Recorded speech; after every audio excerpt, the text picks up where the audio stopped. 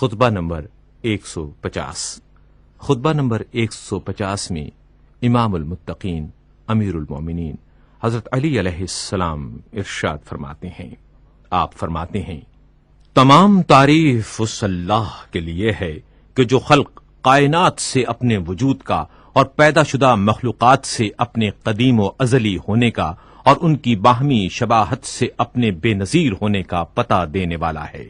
نہ حواس اسے چھو سکتے ہیں اور نہ پردے اسے چھپا سکتے ہیں، چونکہ بنانے والے اور بننے والے، گھیرنے والے اور گھرنے والے، پالنے والے اور پرورش پانے والے میں فرق ہوتا ہے۔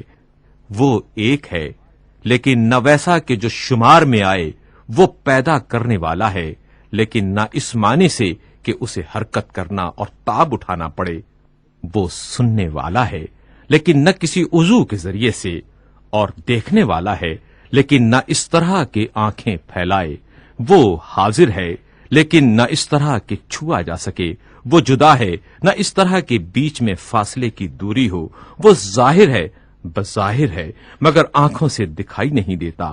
وہ ذات پوشیدہ ہے، نہ لطافت جسمانی کی بنا پر۔ وہ سب چیزوں سے اس لیے علیحدہ ہے کہ وہ ان پر چھایا ہوا ہے اور ان پر اقتدار رکھتا ہے، اور تمام چیزیں اس لیے اس سے جدا ہیں کہ وہ اس کے سامنے جھکی ہوئی اور اس کی طرف پلٹنے والی ہیں۔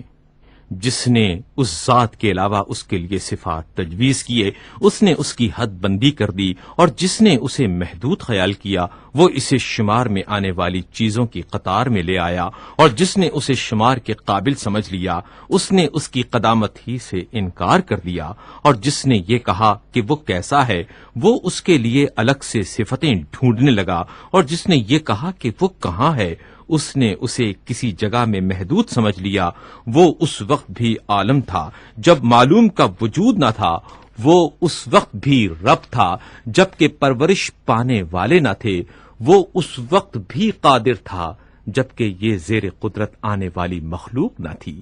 اسی خطبے کا ایک جزو یہ بھی ہے، امیر المومنین حضرت علی علیہ السلام ارشاد فرماتے ہیں، ابھرنے والا ابھر آیا، چمکنے والا چمک اٹھا، اور ظاہر ہونے والا ظاہر ہوا۔ ٹیڑھے معاملے سیدھے ہو گئے۔ اللہ نے جماعت کو جماعت سے اور زمانے کو زمانے سے بدل دیا۔ ہم اس انقلاب کے اس طرح منتظر تھے جس طرح قحط زدہ بارش۔ بلا شبہ ائمہ اللہ کے ٹھہرائے ہوئے حاکم ہیں اور اس کو بندوں سے پہچنوانے والے ہیں۔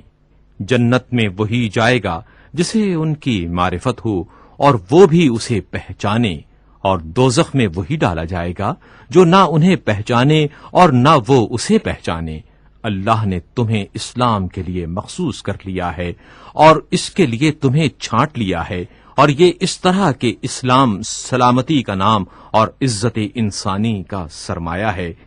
اس کی راہ کو اللہ نے تمہارے لیے چن لیا ہے، اور اس کے کھلے ہوئے احکام اور چھپی ہوئی حکمتوں سے اس کے دلائل واضح کر دیے ہیں۔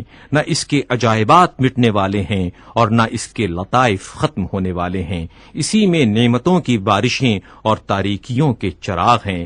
اسی کی کنجیوں سے نیکیوں کے دروازے کھولے جاتے ہیں، اور اسی کے چراغوں سے تیرگیوں کا دامن چاک کیا جاتا ہے۔ خدا نے اس کے ممنوع مقامات سے روکا ہے اور اس کی چراگاہوں میں چرنے کی اجازت دی ہے۔ شفا چاہنے والے کے لیے اس میں شفا، اور بے نیازی چاہنے والوں کے لیے اس میں بے نیازی ہے۔